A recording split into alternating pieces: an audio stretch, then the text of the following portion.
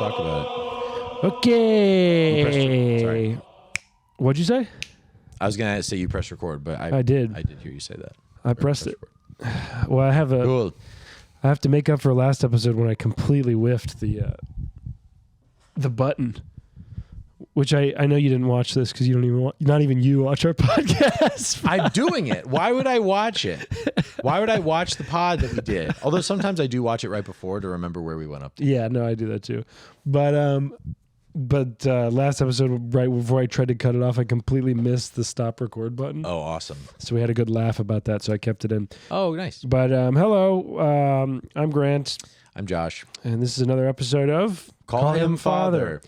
We're back in Exodus, baby. We're going to Back. be here for a little bit. But a little bit before they let the Jews go.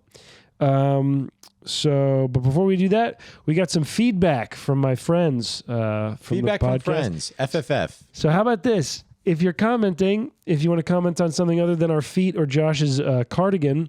Hey, I like the cardigan comment. That was nice. No, it's not. I'm saying, but on top of that, this doesn't. I like the feet comments. I'm a fan of those. But yeah, let us know what you think about this feedback. We get too into the weeds of the Bible. That's so funny because I'm like, funny because it's like. One, it feels kind of surface level considering the text. how much we're brushing over it feels very surface level. And two, it's the whole thing. Yeah, it's kind of the whole thing. Hey, you're a Bible pod. You're kind of talking about the Bible a lot. Yeah. Could you maybe don't? But that's coming from people who I think they're my friends and they're more showing up for me than they are for the I can Bible. leave. I'll just leave. Oh, that wouldn't help. No, that wouldn't help. Hey, Grant's friends, I can leave. I can kill myself That's on not air what if that's they're what saying. you want. They're not. They don't just want you to leave. They want you And the Bible to Jesus leave. to leave. Hey, how about you call Grant? I think they How just about kind of that? want to hang out with me. Yeah, how about you call Grant? in Palm Springs more, which I want to do with them more. Oh, this is Palm Springs feedback? Yeah, Nice. I really like the bummer thing about like having this amazing access to travel and living all over the place is just splitting up your close friendships. Yeah. It sucks. Like it's great, I can live in New York. It's fine. I meet you. That's fine. Yeah. But but like, man, I have all these people that I spent like most of my life with, like these close friends, and I see them once every 2 years now. Yeah, dude. My close friends from college, we do a yearly boys trip. But like not everyone can make it every year. I think this year we have maybe 11 or 12 people going. Yeah. Which is a pretty good chunk, but it's That's just like huge. Yeah, it's pretty good. But it is just like one year we had 17 Yeah. go, and it was just like, which is awesome. But even then, it's like 3 days. Yeah. And this year they'll be a little longer, but like, what the hell? Like that's no time. And all my best friends from college live in Denver, and it's like I go there a couple times a year. But yeah, it's like you know. And you have to take off for these things. Like, yeah, it's like. Yeah. I'm jealous of hunter-gatherers where it's just like, and it's good and bad, but like same 100 people your whole life. Yeah, they're just hanging chilling. with the boys, That's a good time. How selfish are these explorers? You know what I mean? Who like just leave their friends and family because they're like, I want to find more space. I would be willing to bet what? all those dudes and ladies. I know but lady explorer. I don't know. I'm trying to, but all those people were not fun hangs. Oh, interesting. Maybe Marco Polo. Go that way. Marco Figure Polo out. was like OG Anthony Bourdain. He seemed like he was just, and that's just from the cartoons I watched in school. He was probably a monster. Yeah. But it seems like those guys are pretty much all just hungry for power and glory and some type of. They want their name in the Bible, not this Bible, but like they want their name. Like those guys were very history conscious. I feel like this is gonna make history. Right. I mean, it's kind of like an Elon type. I feel like they're all like. That's Elon what I was gonna types. say. Yeah. Yeah. Like, and that guy seems like a fucking loser. Yeah, well, he seems like, dude, I think we talked about this before, but lying about being good at a video game, like what an inconsequential thing. Diablo. Like, not even what? a cool video game. He should have been like, Fortnite. yeah, I was one of the best at Oregon Trail. It's like, we might as well have who just done gives a that. shit? Like, okay, who cares, I was so bad at Oregon Trail. I did not have the decision-making capabilities. I'm going to be honest, I never even played Oregon Trail. I just knew that's a relatable reference to me. Oh, really? Yeah. What was your go-to elementary or middle school computer game? Backyard baseball. Backyard. That was Backyard on a disc. baseball. Yeah. The disc, Those you were put fun. it in and then you push it and zzz, Backyard baseball. And then when I was older, it was Knights of the Old Republic on PC. Sure. Knights of the Old Republic, and then Knights of the Old Republic 2 But those games, yeah, backyard baseball, dude, backyard soccer, backyard football, backyard hockey. Yeah, that was like Wii Sports before Wii Sports, I feel like. Dude, it was so fun. Oh man, Pablo San. One time I was a kid and someone, I forget, we're at the store or whatever, and someone asked me some stranger asked me who my favorite baseball player was, and I said Pablo Sanchez, and then he was like, "What?" And my mom was, my mom was like, "I think it's a big nerd in the game." I didn't know real baseball players. It's like if someone's like, "Who's your favorite biblical character?" And I was like, "The cucumber from VeggieTales." Yeah, Larry. Yeah, Larry. Dude, I watched so much VeggieTales as a kid, having no idea it was Christian. My dad just put it on, and what? And then I was like, "I love VeggieTales." He's like, which is such a weird thing to do as a adult man, but I was like, he's like, it's Christian. I was like, what? No, he's like not. Guilting you? Yeah, it was very strange. You put it on in front of me. He was a dick about it. Oh, that's so weird. I lived with the creator of VeggieTales' son. Really? Well, he's on my floor my freshman year of Were they rolling college. In it? No, they had some weird financial issue and Big Idea Studios closed or whatever, and there was an issue selling it or something. Yeah. I want to rewatch it because I never picked up on the Christ stuff, but that's because I had no background. Are you kidding me? But I didn't know I didn't go to church. Okay, so I didn't, all right. Honestly, that's like for me, that's the Old Testament is VeggieTales. A lot of it is the Old Testament. Most of it is the Old Testament. Yeah. Oh. So they're all pickled. They're all pickled. I'm trying to think what the earliest story they might have is because kosher. They have the story. A lot of the stories that they have are places in the Old Testament we haven't gotten to yet, like Joshua and the Battle of Jericho, like Nebuchadnezzar. Yeah. A lot of stuff, and then they have their own their own stories that are like non-biblical. They do the Ark though, right? Do they do the Ark? I don't remember if they do the Ark. Yeah, I don't know. I guess when I was a kid, I just was so I just remember colors Jonah and vegetables. I didn't remember like the content. Yeah, man, it's pretty good stuff. I'd like to rewatch it myself just to see like what was I watching back then. Wow. You know? Yeah. It'll be kind of for us, they had a Bible verse at the end of every freaking thing, which I guess if you don't know it's the Bible, you're just like, those are some words on a computer. That's exactly. From QWERTY. I have no remember of that. Yeah. Wow. I have no remember of that. They talk about God. And God said, Bob the Tomato. Nope. Yeah, I just remember the tomatoes. Yeah, Phil Vischer, very creative guy. He's the creator of VeggieTales. Lived with this very creative. Before. Yeah. That's like if an cucumbers were? Yeah, exactly. You ever think vegetables could know the Lord personally? You're like, oh, right, that's weird. Maybe that was his burning bush. Yeah, maybe it was his burning bush. Way to tie it in to the thing, dude. I'm locked into this thing. Yeah, he's loaded. Okay, so I haven't been to any type of religious practice thing in like 3 weeks. So I'm going to put my religious scale at like 3. Okay. I wanted to go to a Quaker meeting today. I started reading a Quaker book that was suggested to me by this like guy who's like he's an Episcopalian priest. Wait, which ones can get married? Huh? Can priests get married? Yes. Well, Catholic priests Catholic priests can't. Catholic priests cannot. Episcopalians can be lesbians. I mean, they can. They can they're do all over the backflips place. and stuff. Yeah, well, lesbians can't get married. Come on. I mean, they can. Come on.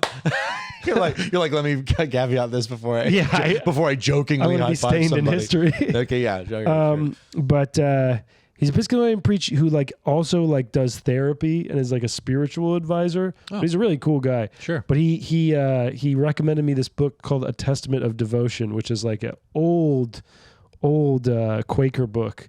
It's like a collection of 5 essays from this like super Quaker guy. Cool. And so I started reading that. That was interesting. But that's kind of so I wanted to go to a Quaker meeting because I like going to those, but had to get sleep instead. So yeah, I'm at 3. In terms of spirituality, doing my morning prayer, sometimes doing a night prayer. That's just kind of double prayer. Sometimes, not all the time, rarely. Okay. But it's more of just I'm better. I've done it every morning for 2 weeks. That's awesome. How's pretty that been? much. Good. It's a good way to start the day of just kind of. But this prayer is just about relinquishing control, and the God in it is not a Christian God. It's just kind of the higher power, nebulous God. Sure.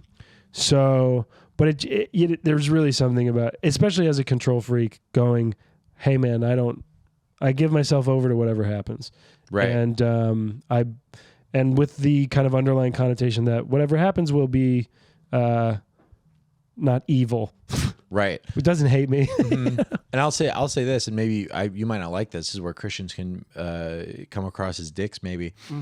But because I only believe in one true God, and I think all other gods are fake. Yeah. If you're praying to a God that exists, that's ours. You can claim it. Yeah. You can claim it. I'd be like, I think that's Jesus. But I'm saying I'm not putting it out seeing that. Sure. You're not. I'm not doing You're not. Well, I don't do that either. Yeah. You're not experiencing it as the Christian God that you believe I believe in, but you are experiencing it as a God that's real. Yeah. Right. So then I would say, okay, I think we're both looking at the same God from different angles. You know That's what I fine. mean? Yeah. Which I think is, I probably have more labels and words to put on that God because of the Bible and because of Christian tradition and because of all these things. Yeah. And you don't, but that doesn't invalidate, I think, the existence of your God. Nope. I don't think so either. Same people. So that's where I'm at. Yeah, you can slide that little last one in at the end. Shoot, what did I say? That's how ingrained this is. I don't even know what I said. I was like, that's how. Yeah, whatever. I mean, that's what you think. Yeah. Yeah, that's okay. You're wrong. Anyways, what? So anyway, that's me. I guess I'm a 3-6. 3-6. Nothing crazy. All right. I put myself religious date. Still about to go into Holy Week. Whoa. You know what that is? No. Okay. Are you going to be gaping more? No more. Just the same amount of gaping. Same amount. Same amount. No Okay. increased gape. Well, I guess it can't really go up for you. I've tried. It just can't get any more. So Holy Week is Palm Sunday, which is this Sunday. Yeah. And that's when Jesus went into Jerusalem and people laid palms down on the street and were like, Hosanna to the glory, coming into Jerusalem. Monday, Thursday is Passover, which is when his final meal, the Last Supper. Friday is Good Friday. We're also about to hit Passover because there's Jewish Passover.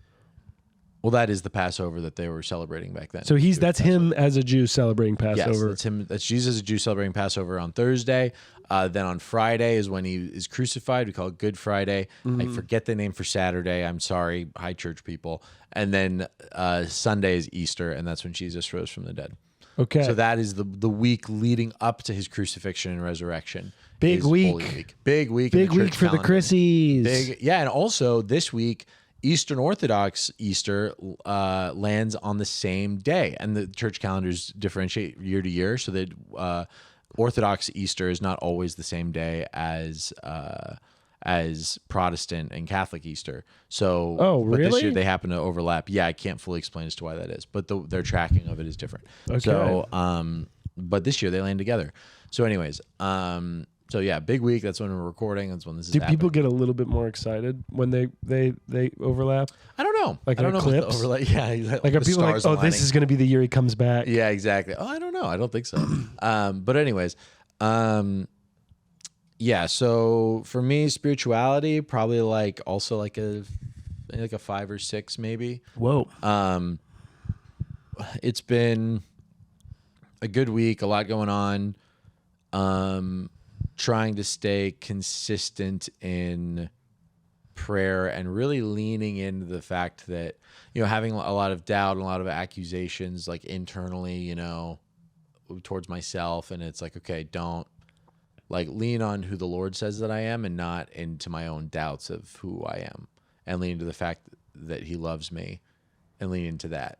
Yeah. And not leaning into this oh no, I need to do this, that, the other. You know what I mean? Right. In order to be loved. Yeah. But to know that I am loved regardless, and just resting in that. And so I think that is a difficult thing to do, but I think powerful regardless. So I think, yeah, and still spending time with the Lord every day. And that's been really good. And yeah, staying physically active and all that stuff, I think. Yeah, contributes to spirituality too. Definitely clears the brain up. Yeah, they got defogs. I haven't worked out in 2 weeks. You do need to eat better, bro. It's so funny. You love candies. I love candy so much. I have a Crunch bar and M&Ms in my freezer You love right now. Did I make this joke last time where you keep candy around the house like John Wick keeps guns? It's like that's so there true. could be a low blood sugar villain around every corner. Yeah, which is so funny because it's like I live in a studio. It's like I don't need to. Yeah, but just pull it I onto my do feel table. if I like stub my toe against the right piece of baseboard, an entire like a 10-pound gummy treasure bear trove, would yeah. fall Oh. out. Yeah, dude, it's bad. I eat so much candy, it's crazy. Yeah. And it's funny because like It's so bad for you. 1 week of eating clean, and I noticed myself losing weight. My blood sugar is way better. All this stuff. Your brain's more clear, dude. And then just like, and for me, it's not even the candy so much as it is pizza, burger, all during the week. Gluten. Yeah, yeah, I guess. Yeah, having bread in the house is not great. All of that stuff. Booze. Having bread in the house. Dude, it's not. I will pound. I woke up at 4 a.m. the other morning because I had really low blood sugar. Yeah. And I had a full candy bar, a full chocolate candy bar, like one of those candy bars that are nice candy bars. Is this the length or the width? Length. Okay. Length, probably this long. Thank God. A full candy bar that like is a nice one that you know costs like $4 or $5 or something. Oh, that you like eat one. a little bit at a time. You're like, it's Sure. And I ate the whole thing, and then I had 2 peanut butter sandwiches at 4 a.m. and then I just went right back to bed. That's crazy. I know, it was awesome, and it was just like Yeah. so not good for me. So I think I just die. Yeah. Okay, I do think like that. I need to incorporate physical health into it as well. It's so funny to have a coughing fit while you say that. Not great. But anyways, so spirituality I think is like a 6, and I think trying to be comprehensive in my spirituality and the rest of my health I think is also. Yeah, this book I'm reading, dude, they talk about how like, and it's a constant practice, but like the goal of Quakerism is to like have a constant connection with the spirit within. Like you have this kind of source in you that is God or Jesus, because they're Christians. We call it the Holy Spirit, probably. And yeah, sure. And they call it the light. But or this guy calls it the light. I couldn't speak for all Quakers. But it talks about how like the goal is to go from kind of this in and out, focusing from like the material world to the light. The material world light, like having this communication with God, and then navigating the material world. Right. And the goal is to make those two simultaneous, to where it's like a constant and simultaneous stream of God's guidance throughout the material world. And so when they say material world, is that like a separation, thinking that the material world is like not of God or something like that? It sounds like kind of. Do you know I think what the Gnosticism separation. I don't know what Gnosticism is. Gnosticism is like anti-physical. Like the physical is bad. Like we need to go towards the spiritual. We need to move away from the body, from the material, all of this stuff. And it sounds like a little Gnostic in the sense that it's like God and the material world, like they're bifurcated, instead of the material world being an aspect of God too. And not like a pantheistic way, but like as part of a good thing. No, I think my understanding that I was trying to, I mean, it's dense and it's also like, sure.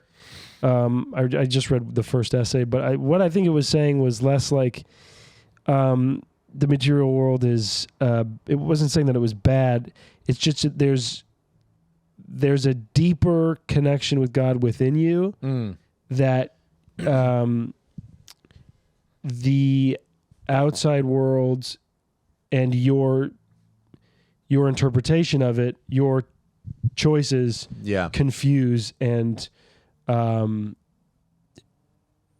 make that connection between you and that voice or that light within less clear.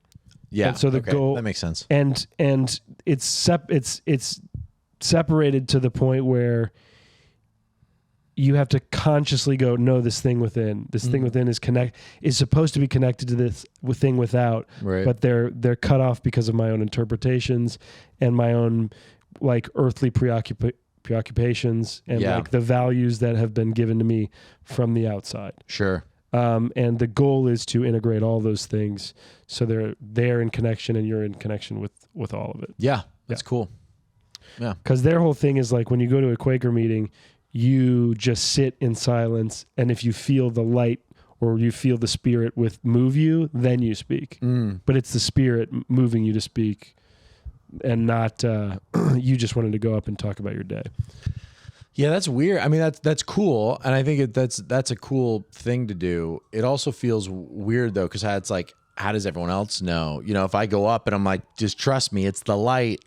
Everyone give me $1.50. You know what I mean? It's like, how do you know? How do you know that? How do you validate that it's the light and not someone's ego. You just got to trust and be like, well, at least it's not their ego. Yeah, I mean, it's all so like intuitive. I think a lot of them, their thing is like again, I'm read one chapter of a book and I've been to a couple meetings. But pretty good.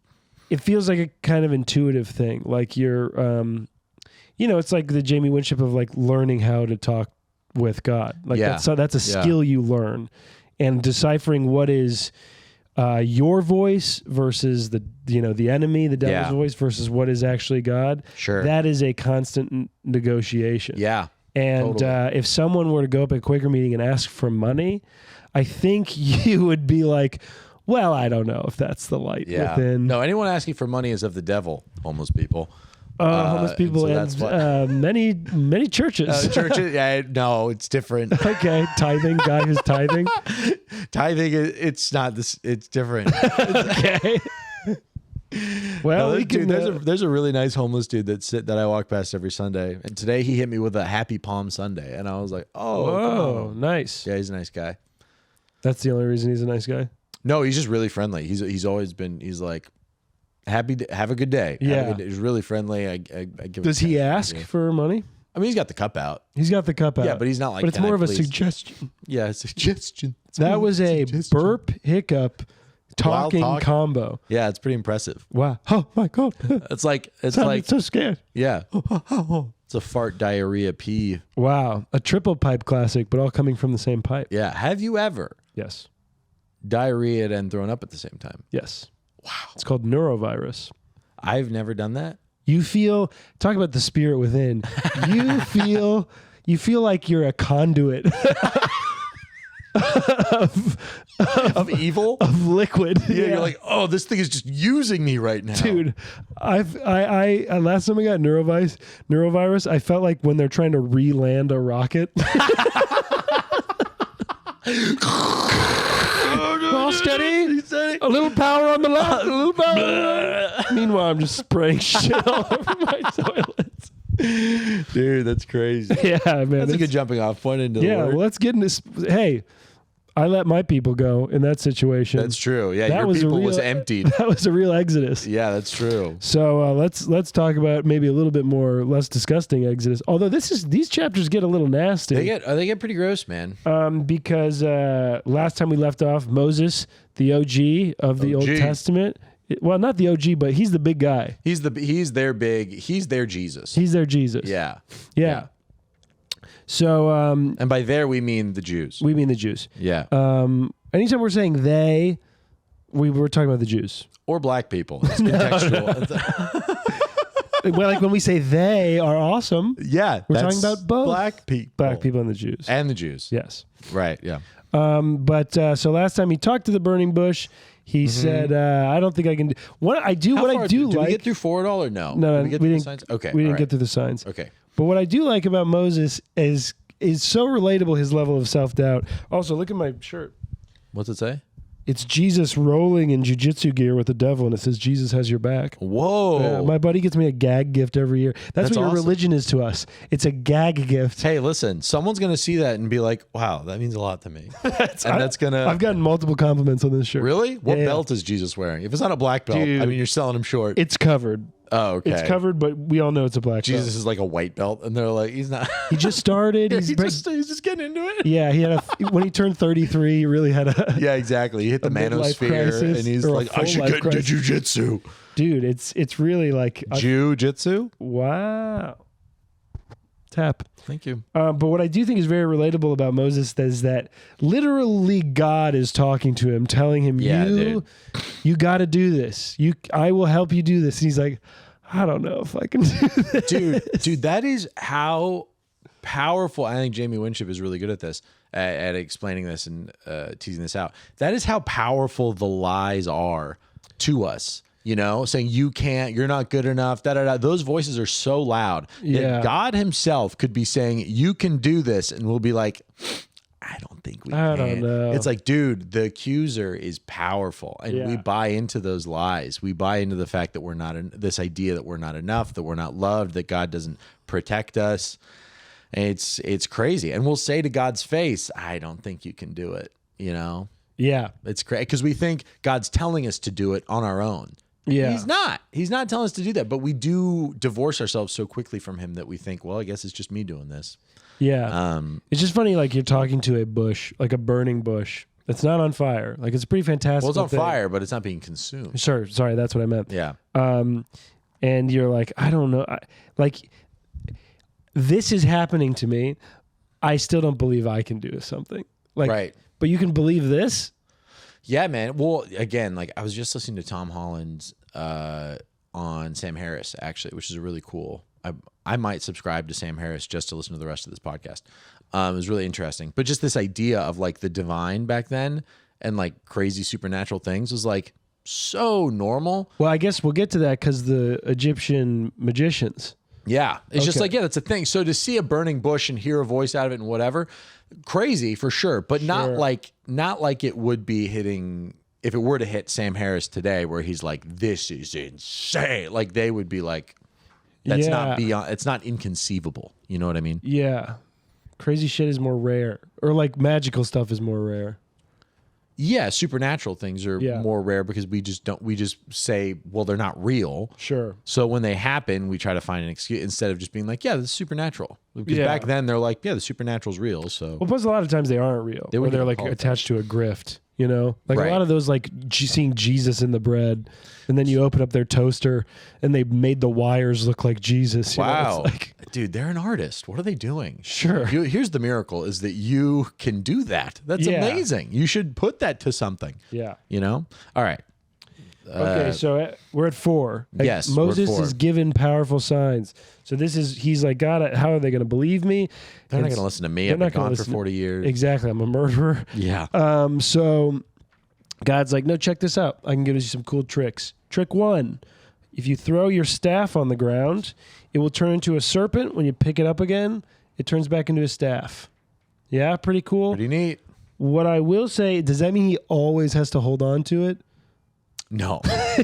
Like anytime he sets it down? Yeah, he like puts it down. He's like, where'd my staff go? God damn it. I gotta get my staff back. His legs. I was like, ah! Like, there it is. Also, there's a funny note in the ESV, which is for when he turns the staff into a snake, he runs away. Yeah. And so the ESV thought this was a valid note. A staff turning into a snake was not a normal part of Moses' experience, and his initial response, he ran, is natural and sensible. Well, that means that there probably were people that were like, Moses was a pussy dude. What? Idiot. Why'd you run away from a snake, dude? Yeah, this is for the southern part of the Christian congregation. Like Baptists, they're like, get bit by it. You got to pick up the snake and throw it around. Get bit by the snake. Yeah, dude. So that's so he ran away. And then Jesus told him to get it. Sorry, I said Jesus. Sorry. God. Slipped out. Whoops. So God tells him to grab it. You run away from it because you're scared. And now God's telling you to grab it. You're going to be like, okay. Yeah. So that took a lot of faith to grab it back again. Dropping a staff is like, okay, fine, whatever. Grabbing it again, trusting that it will turn back into a staff, that's terrifying. And then God does it. Yeah. You know? So that's cool. I'm also envisioning that it's not like a real snake, but like those snakes that they put in prank cans. Rubber back then would have also been a miracle, probably. That's true. So they would have been like, what is this fake? What? I'm squeezing it and it's going, Sure. You know, that also, it's a different sort of miracle. Okay, cool. So yeah, and then the other one is that's the first sign. The other one is he can do a little magic trick where he puts his hand into his coat, and then when he pulls it out, he has like lesions from what is it called? Leprosy. Yeah, his hand was probably as white as mine. Yeah, but his body wasn't, so it was scary looking. Yeah, like they picture all black? me in brown face, and then with the Middle Eastern, Egyptian. But they're also like Egyptian, so it's like so they're darker than us. They're not interbreeding with Egyptians. I mean, they probably are at a certain point, but like, no, they're definitely a separate people, the Hebrews, I mean. Oh, okay. But like, just think about Middle Easterns now, and sure, they're probably that color. My friend Hassan. Oh, nice. Okay. So that's 2 is he can get leprosy and then not have leprosy. And then he puts it back in and then it's gone. Okay. So real quick. Right. leprosy is like the AIDS of the time. Like Dude, that was the worst. It's a big deal. Yeah. Leprosy is no good. I'm reading in Leviticus right now through my dailies, and it's like 2 or 3 long chapters on what to do with leprosy. Wow. One is like, if you have leprosy, get the hell out of town. I wish get we out had of a here. COVID-19 chapter. Could have saved us a couple of years. Probably. It was like, get out of here, wash, you got to do this, that, the other. It's crazy. Like, and then talking about cleansing lepers and the house of a leper and all this stuff. It's so much. Is it just like a work. touch disease? Like you can get it from just touching skin? I think back then it was, I mean, now what we know about leprosy is you kind of have to hang around it a while to catch it. Like if you just pass through a colony of lepers or whatever, like you'll be fine. But like if you hang out and live with them, that it has to marinate. Yeah, kind of. Then you're at risk of catching it. But back then they don't know that. So the God was just like, yo, you have leprosy, don't mess around. Get out of there. Get out of the camp. You know, all of this stuff. Okay. And so that also, again, when you know that, and then you look at how Jesus treated lepers, is completely countercultural to how the law told them to treat them. He really hung out with the lepers. He hung out. He touched them. Sure. These unclean people you're not supposed to touch. He touched them. He healed them. He told them to go in, you know, and not just like going through the process of the law of all this washing, but he said, your faith has made you whole. Go and tell, you know, the high priest that you're clean now. Okay. And it's like, yeah, it's so countercultural to how things were then. Okay. Jesus was kind of like the Dallas Buyers Club. I haven't seen it. Oh yeah. Okay. Well, no, well, we don't need to get into that All right. book, but okay. So that's 2. Is he can have and then not have leprosy in the blink of an eye, and then 3 is he can turn water into blood, right? Yeah, it's part of it says when you go and take water out of the Nile and pour it, and it will be like blood on the ground. Sure, it will be blood on the ground. And so these are his ways of he can show these to the Pharaoh and the people to be like, hey, look, I have magic now, so God sent me. I think good selection of stuff. You know, yeah, I mean, all 3 of those. He could have picked lamer shit. I guess is my point. Oh no, I think all that's really cool. Yeah, you know, none of it's like, hey, get a quarter.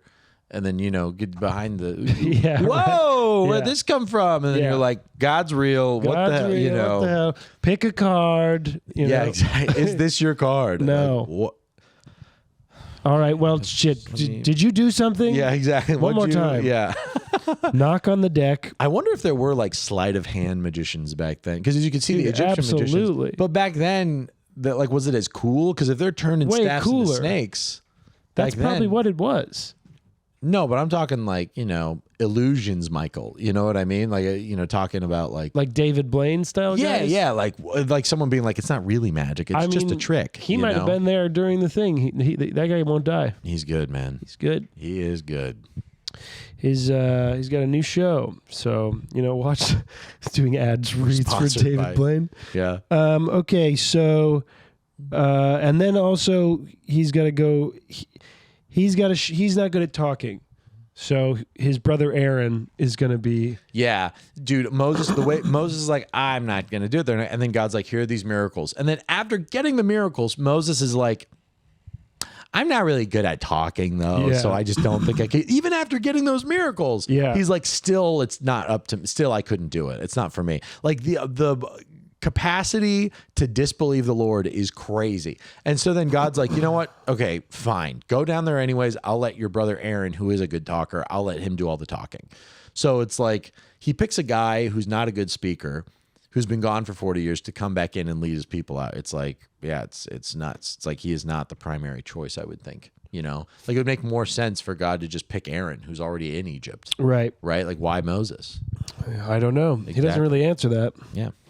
You never really get an explanation for like why these people.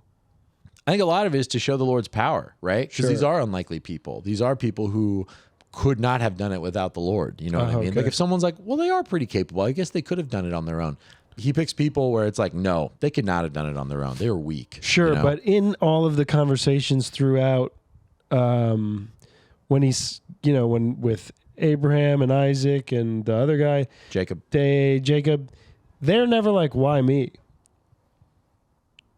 No, yeah, they're not like. They're just kind of like, well, it is happening. Yeah, so, yeah.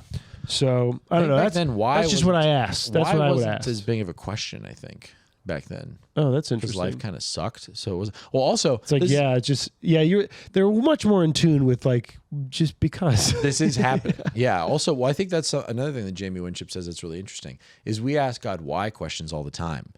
Almost nowhere in scripture does God answer why. He doesn't say why. He's like, for my purposes. Oh, You know? okay. So it's like what he answers are, what do you need to, like, what do I need to know? What do you want me to do? Not why so much, you know?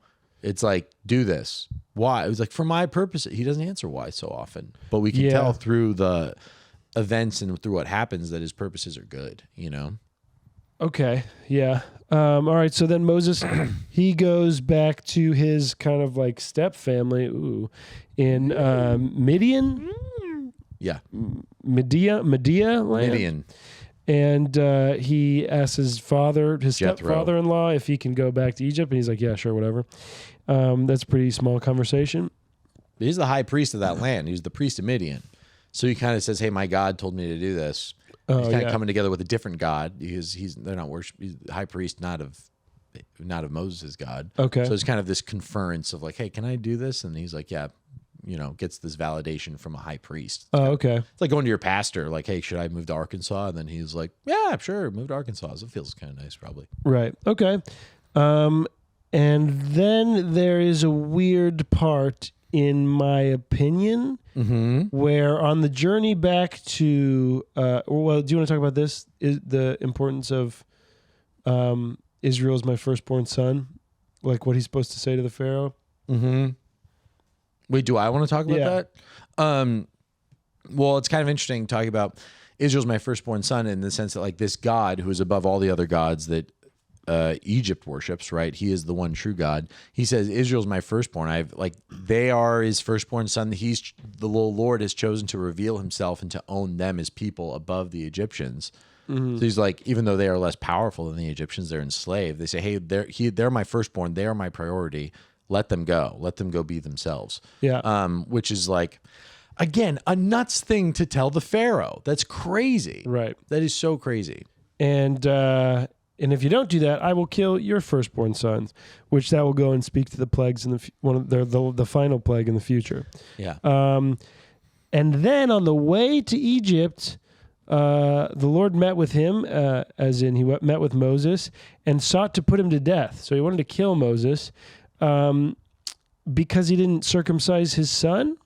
Okay, so I read a note on that, and it sounded different. I don't know if he was trying to kill Moses or he was trying to kill Moses' son. That's what I was confused I think on. he was trying to kill Moses' son. But the sentence is, at a lodging place on the way, the Lord met him and sought to put him to death. Then Zipporah took a flint and cut off her son's foreskin and touched Moses' feet with it and said, surely you are a bridegroom of blood to me. Yeah, so like the whole previous paragraph is talking about Moses. Yeah, maybe so it makes Moses sound like him. And then the note is, putting it down. What does it saying? 24 through. Yeah. So the events narrated in these verses are significant not only for what they tell, but also for what they show. Not only has the Lord remembered his covenant promises, but his people are also called to remember the covenant with Abraham that required him to be to circumcise his sons. So it's not like, it's not just like, hey, I'll hold up my side of the bargain, but you got to hold up yours. Yeah. But it doesn't really clarify who he was. Moses' failure to circumcise his son could have led to his death. And that makes it sound like Moses' death in this note. Yeah, probably. I think it would have been Moses because he failed to circumcise his son. Okay. So he was not following the law that had been set before them with Abraham and stuff. Yeah, and then there's no notes about this, but then his wife cuts her son's penis tip off, and then rubs it on Moses' feet. That is getting into cultural aspects that I do not do not comprehend or understand. I accept that. Yeah, I'll be like, all right. We'll both just have to be like, I don't know why she did that. It's not random, but I don't get it. Yeah, okay. It is because of my ignorance. Ow, my butt hurts. Oh yeah. Why did well, you it do is. That to me? It is Gape Week. Oh, that's true. Holy Week. And so then he gets to Egypt. He tells him everything. He shows him stuff. Does he show him stuff? Yeah, he did the signs in the sight of the people. Yeah, in front of the people of Israel, because he gets to Egypt, he meets up with his brother Aaron. He's like, yo, we're going to be doing this stuff. They meet with the elders of Israel, show them the signs that the Lord showed him at the burning bush, and just to be like, yo, this is real. We got this. We're good.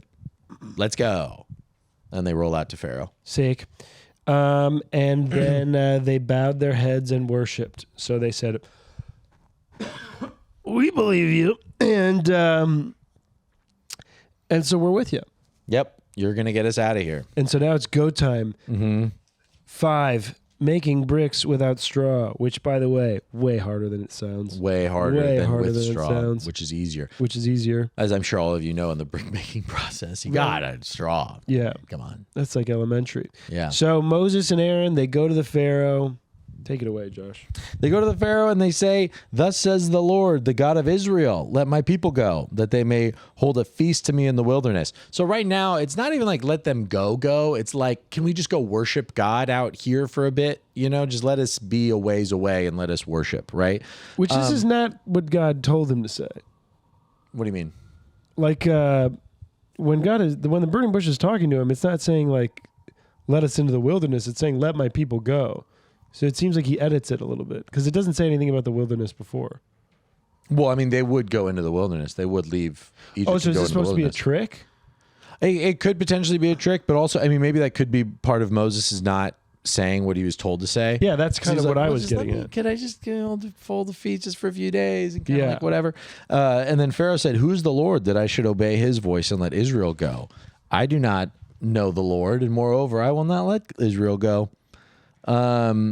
And so, because obviously Pharaoh's like, who's this guy? I don't know this dude. Like, who's this person that you're claiming, you have a claim to authority, but I don't know this authority. Also, I am God. So what do you get? You know, what's this about?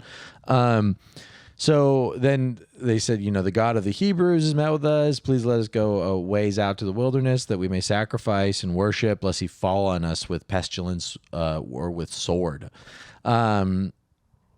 And so basically then Pharaoh gets mad and is like, you're just slowing down the workforce. Like, you're just trying to get in the way. You're just trying to be annoying. No, I'm not going to let you do that. And so, and then ironically then Pharaoh makes their work harder for them to do. He's like, you need to make just as many bricks, but now with no straw, which at the time was pivotal to brick making. So he's like, okay, you know what? Which is weird because he's like, you're going to slow down the work. And then he slows down the work. It's like, clearly it's more about... It's just a punishment. Yeah, it's a punishment. It's power. It's a trip. You know what I mean? So... He hardens his heart. Yes, his heart is hardened to them. His heart is hardened, but God hardens his heart. And this gets... in the book, it talks about how like he made the choices to harden his heart, but God is who ultimately hardened his heart. And the point is to show that people are responsible for their own sin, but ultimately God is the sovereign. And that confused me. That was a note. Well, yes. Welcome to one of the biggest debates in Christendom, in terms of like one of the biggest debates in all of Christendom. In all of Christendom is this, you know, well, God hardened his heart. So, and then that also is talked about in the New Testament in Romans, where it's like the Lord hardened Pharaoh's heart. Why? For the Lord's own glory, so that he might show his power. You know, so it's not like it's done without purpose or without good ending. You know, but also it's like, well, who's if you don't have free will, how are you responsible? And so that is always like this free will determinist debate that is very present outside of the Christian world is still present within the Christian world, balancing the Lord's sovereignty and our own free will. I mean, that's an ongoing debate for always. Yeah. So, yeah, and I'm not suggesting that we solve it right now. No, I'm not either. It's another area where it seems like confusing of like, he hardens his heart, but then the Lord hardens his heart, which makes him ultimately make life for the Hebrews worse. But his goal is to set them free. So it seems counterintuitive. Well, I will say, I mean, yeah, a lot of what the Lord does seems counterintuitive, right? Because we don't know what's going on. We don't know the next step. You know, can you imagine Moses going in and being like, all right, the Lord told me, let my people go. And then he just sees his people enslaved more. He's like, what? this is terrible. Yeah. It's like someone trying to pull out a nail and instead it just got hammered in so much further. You're like, we're doing the wrong thing. Yeah. Right.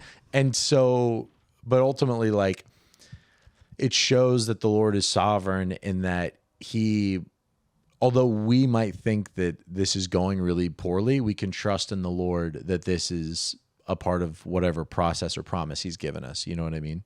Yeah. I mean, I'm not really against this, but it's very easy to be like, it seems like a necessary addition of suffering. Unnecessary? Well, like, if the outcome is they get set free, why add this extra layer? And I guess from the rest of the text, it seems like, well, the purpose is to kind of reinforce his own glory, right? Like what you said, like his own power. Reinforce like all this stuff I can do. But that just seems like, okay, so you're doing this just to show how powerful you are? Because if you could just unharden his heart, right? And they get let go, right? It's not as good of a story. And maybe you don't learn. Maybe people don't learn as much, and that's what they need to do, is they need to learn to give themselves over to God. But I think it's a very easy interpretation to go, well, like, oh, this is just about proving your power.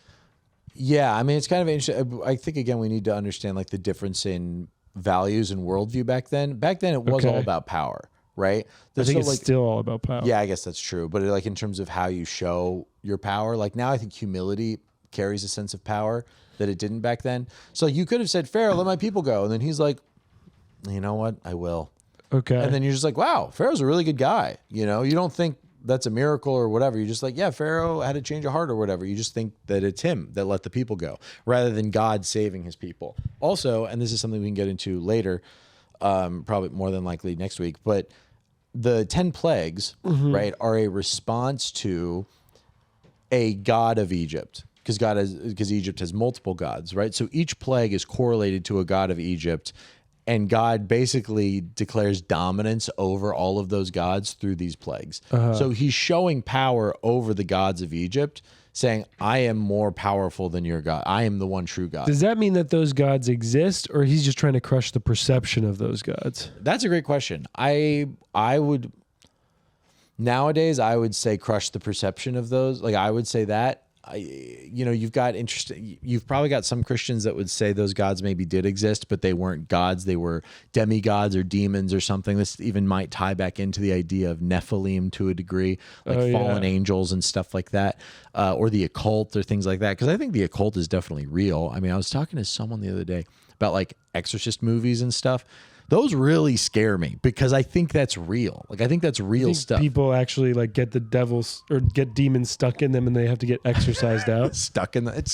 You can't get out. But like, I totally believe in all of that. I think that possession is real. I totally believe in all that. So it's like, that's terrifying to me because I think it's real. Sure. And so stuff like that, those gods could be real in a sense, but they are not dominant. So that being said, whether it's a perception of a god or a real God, the Lord shows his power over them through the plagues. Okay. But yeah, you'll get a wide variety of answers on that throughout Christians. Okay. Sure. And so he makes the taskmasters, which is such a funny way of saying slave masters. Well, I'm just overseeing a task, it's really. Task it's not so much a slave thing. I got a to-do list. I got stuff to chop off it. Yeah, exactly. Whip. That's number one. We did that. Been doing that a lot. Right. Okay, and so, Pharaoh's a dick, makes it harder on the people. And the foremen, who are the people that kind of tell they're Israelites, right? The foremen, they are Hebrews. Yes. Yeah. Why do you treat your servants like this? Yeah. Okay. No straw is given to your servants. They're kind of like, that doesn't make any sense to make it. That you're making it worse for us to work. And then they're also taking these grievances to Moses, who's like, hey, you said you're going to set us free, and you're fucking making it harder on us. Yeah. So why did you? Moses says the same thing. Yeah, and then Moses says that same thing to God. He says, why did you ever send me? For since I came to the Pharaoh to speak in your name, he has done He has done evil to this people, and you have not delivered your people at all. At all, not even a little bit. Great little cliffhanger, by the way. Yeah. Into chapter 6. Into chapter 6. Oh, is that notes on 5? That was notes on 5. Oh, the one thing I thought was funny, I mean, this kind of just goes back to like the cum thing. It's just my sick brain twisting things. But there is in the ESV notes a hardening of the Pharaoh's chart. A hardening of Pharaoh's heart. What do you mean? Yeah. It says heart. I know, but if you just read it as a hardening chart, it's just all the times he's getting hard throughout the things. Yeah. Because if this was my chart, it'd be like, okay, midday, and then sometimes after lunch when I'm sleepy. Yeah. Okay. And then anytime I'm in a bumpy car. Immediately when you wake up. Yeah, exactly. Yeah. That's my hardening chart. Dude, I haven't had morning wood in forever. That's because you have midnight busts. Yeah, that could be part of it. That could be part of it. But also, you can't wake up with a loaded gun if you unload it in the nighttime. Yeah, that's kind of true. I just wake up and there's just bullet holes in my in my bed.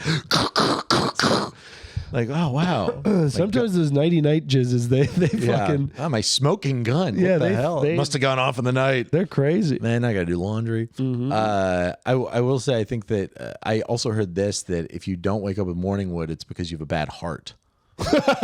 like bad cholesterol or something, like your heart's unhealthy, like your blood's not pumping good enough. And oh my God. I heard that from Joe List on a pod, and now I'm terrified. I'm like, oh no, my heart's unhealthy. I don't have wood in the morning. Dude, anytime you can link fear between the penis and the heart, that's really strikes at a man's soul. Those are both of men's hearts. Yeah, that's their heart and their penis. That's scary. Oh man, yeah, pretty scary. But did you look into that, or did you just kind of take that at its word? I just kind of took Joe List at his word, and he's a hypochondriac, which is probably not who I should be listening to. Yeah. No offense, Joe. I love Joe. He's a favorite comic. Dude, he's listening. He's so the best. Out. Listening. Listening starts with list. Wow, really good. So chapter 6, God promises deliverance, which he's kind of been doing. Yeah, so exactly. This is not a left turn. This is doubling, tripling down. He just kind of re-says that I'm the Lord, and now you shall see what I will do to Pharaoh. For with a strong hand he will send them out, and with a strong hand he will drive them out of this land. So he's saying, like, not only are you going to go, he's not going to be like, you may leave. He's going to like get the hell out of here. Yeah. That's what he's going to do. Yeah, which he does. He starts plaguing. Well, not in 6. Not in 6 he does. But what else do you want to talk about in 6? Because, I mean, other than Jacob uses the term uncircumcised mouth, because it's Jacob more of just... uses the term? What? Or sorry, Moses uses the term, I have an uncircumcised mouth. Unblessed, I'd imagine. Unblessed, that's what you think it means? Yeah. Yeah. He's got a bunch of skin over his mouth. Yeah, I was about to say. Maybe he had like one of those... what are those things called that ladies get? Those Kardashians? The lip fillers? Oh, like Botox or something? Yeah, or lip fillers. Dude, I saw yesterday, I was at Union Square. I was on 14th, and I was walking down, and I saw this long line going up to this truck, like an ice cream truck looking thing, right? Long line of women, right? I'm walking by, and then I get to the front of the ice cream truck, but it's not an ice cream truck. It's free lip filler. How disappointed and were just you? A long line of, I was like, well, I didn't get in line. I wasn't like, I envisioned you waiting in line the entire time thinking it's ice cream. Yeah. Oh man, this is awesome. That's so excited for ice cream. And it was lip filler, and I was like, wow, dude, this is really taking over. That's you know, what's the bad word for utopia? Dystopia. That's dystopia. And then I saw a woman get it, and she walked away, and she started like tearing it open immediately. It was like lip filler. Wait, it came in a package. They did it themselves? Yeah, I don't know what it was, man. It was like I'm sure it was some sort of like balm or whatever. I thought they were doing injections on the street. No, they weren't doing injections live. But the woman got it and was like, I need this. And was just tearing it open. I was like, dear Lord. Damn, dude. This is like, yeah. I'm so glad I don't have like lady body stuff. Yeah, just man body stuff. Man body stuff is like, okay, go to the gym. But lady body stuff is like, buy all these products that are bad for you, and also like these trends on monkeys. I saw this I don't know if it was last summer or the summer before, but like there started to be this trend of women wearing pants with their like the fly just splayed open. Oh like yeah, the buttons just open. And if I was a woman, I'd be like, are we doing that now? Do I have to wear my pants like that? Damn, I don't want to wear my pants like that. That's why like poor women really have figured out just sweatpants. Yo, Just yeah. sweatpants. Yeah, man. It's good. The And money makes the you. athletic women, like the yoga pants, apparently very comfortable. Yeah, but also yoga pants are damn expensive. Lululemons. Sure. Yeah. Well, sorry that they don't cost the same as Cookie Monster sweatpants. Yeah, exactly. Anyway, so basically we get another thing of like I think if you get Cookie Monster sweatpants, if you buy them, you just get thrown on EBT immediately. you gain 50 pounds. Yeah. So another conversation of Moses' doubt. I cannot keep the name straight. Moses' doubt and God saying, no, I'm going to help you. And then Sorry, just really fast on Moses' doubt again. How reassuring is it that Moses has all this doubt and the Lord doesn't just go, you know what? I'm freaking over it. I forget you. I hate you. Person. You suck. This is boring. You know, you so don't trust me.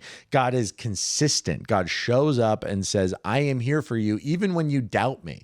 Yeah. Even when you doubt me, I'm going to show up for you and I'm going to reassure you constantly that this is the plan. Yeah, I guess that could be more logic to like why you pick him is because, I mean, in terms of like making a story that's more powerful is like, this is an underdog story. Sure, it's an underdog story. And also going to Moses, he's complaining to God. He's saying, oh, this doesn't seem like the right thing. The one positive I think you can take from that is he is complaining to God. Yeah. I think what a lot of people do, myself included, is when we're complaining, we just stop showing up to God. We stop praying to him. We just don't show up at all. Yeah. Moses was like, God's not doing what we want, and I'm going to go to him and challenge him on that. He doesn't just go, well, God doesn't love me. I'm not going to pray to him. I'm going to figure something out on my own. He knows that God is his only salvation, so he goes to God and says, what's going on? And I think that's something to even when we doubt or are angry or whatever, to keep showing up to God, and he will show up with it. He's not going to leave us. We leave him.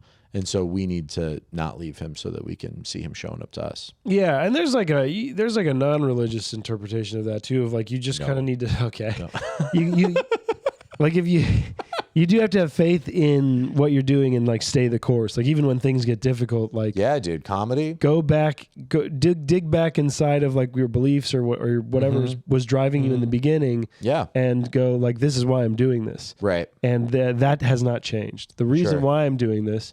For these people, it's God and their people. But for like on a smaller level, like, comedy. Like the reason why I'm doing this is I love doing this or I love making people laugh. I might not love it right now. Right. It might not be what I want it to be right now. But if I do have faith and if I do, it's more likely going to turn out that way. Yeah. If you do comedy, you might make it. If you don't do comedy, you will not make it. Yeah. And so that's the number one reason I hear all these old heads talking about why people don't make it. It's like the number one reason people don't make it in comedy is because they quit.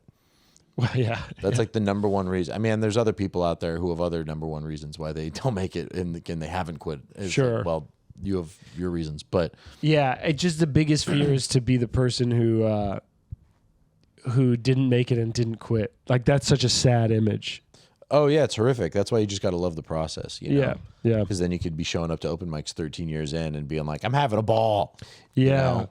And not lying to yourself. Wow. That's an amazing. You're lying to yourself at that point. Yeah, I was about to say, dude. If I'm doing sesh open mics, and I love those because they're convenient the best and ones easy. Sure, yeah. But and sometimes the hosts are really fun, and sometimes they're really fun. But boy, dude, that crawling into that place where like people are actually booked to just do open mics. That's what sucks about like doing like mics at clubs. It's like, oh, people do real comedy here. Yeah. And I have to pay to do open mics here. Yeah, I'm paying. Please let me get up on stage. Yeah. But anyway, then we get your favorite. I bet you guys were pretty annoyed that we haven't had one of these in a while. Yeah. Another genealogy. Genealogy. Oh, I hate genealogies. Why but this one not? is pretty easy to track. It's basically just a reminder that Aaron and Moses are from Levi, who is from... you okay? Yeah, my blood sugar is just high. Okay. Who are from all the people who came before. So like it's retracing the steps that legitimizes these guys as the sons of the fathers of the God of who God committed to so Abraham, long ago. Isaac, Jacob, Levi, Moses, and Aaron. Yep. Yeah. A ton of names in between Levi and them. But that's not the important thing. And then it ends with another I am of uncircumcised lips. Will Pharaoh maybe he needed one of those labiectomies or whatever. Labiectomies? You know when they cut the skin off of labia to make them less lippy?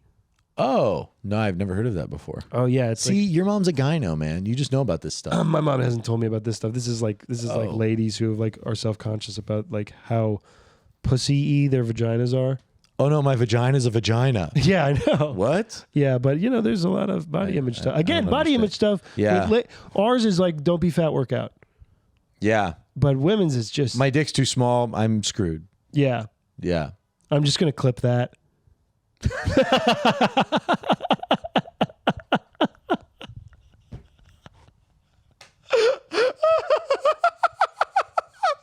Why would I say that? Why would you say that? Why would I say that to a recording microphone with video? My dick's too small. I'm screwed. That's awesome. Oh no! It's over. Oh no! I feel like I have so much power. I lost the respect of these people. Dude, the only reason these people tuned in It's because they thought my dick was because average. of how big they thought that wad was. Yeah. No, that's all balls, baby. Yeah, all jeez. balls. Thankfully, I'm editing this episode, so Oh, dude, you have to clip that. I'll clip it. It's so funny. Yeah, I'll clip it. But you can do the whole interaction. I'll do the whole thing. Yeah. I'll do the whole thing. But how funny would it be to just put on TikTok like a loop of just my dick's too big, I'm screwed. No, my dick's too small, I'm screwed. See, I can't even say it. Yeah. That's because you're smart. You're like, if I say it, then he can clip me. Yeah, exactly. Doing it, so I just can't say. Dude, what? What can't you say? I'm playing penis chess. What can't you say? I don't know. Can't say it. So. Trying to get him. Man, he's smart. All right, so We're an hour. You want to do 7 or no? I don't know. I like to keep it just over an hour, like just like this. Okay, well that was a fun one. So That was good. And then we'll pick up at 7 any next time. closing thoughts? So let's do a little overview, a little summary. Sure. Moses finishes his conversation with the burning book, gets the signs that he can use to prove that he is a very cool and gifted magic guy. No, that God is with him. Oh yeah, sorry. Not that he's magic, but that God, is magic. real. God, you magic, baby. Man, God. And that, and then he links up with his brother. He cuts his wife cuts his son's penis off, so that he doesn't get killed.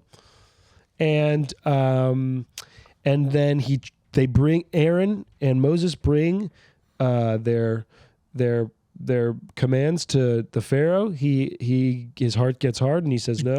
Get the hell out of here. Get the hell out of here, and also start slaving up harder. Yeah, exactly. I'm gonna make things worse for you. How dare you, you presumptuous Everyone's Jews. upset with Moses. Moses takes that to God. God says, What are you doing? What are you doing? God says it's going to be okay. We get another genealogy, and then Josh admits his dick is small. It's pretty. Is that in here? Well, it's in there. Oh. It's in the tape. Damn it. It's in this our scripture. It's in here and there. Yeah. Man, to be recorded forever. Yeah. So then come back, and we get Moses and Aaron. They address the Pharaoh again. We get the plagues. Things start getting pretty nasty, actually. Yeah. Right after this. So Yeah. tune in. Tune in next time on Call Him Father.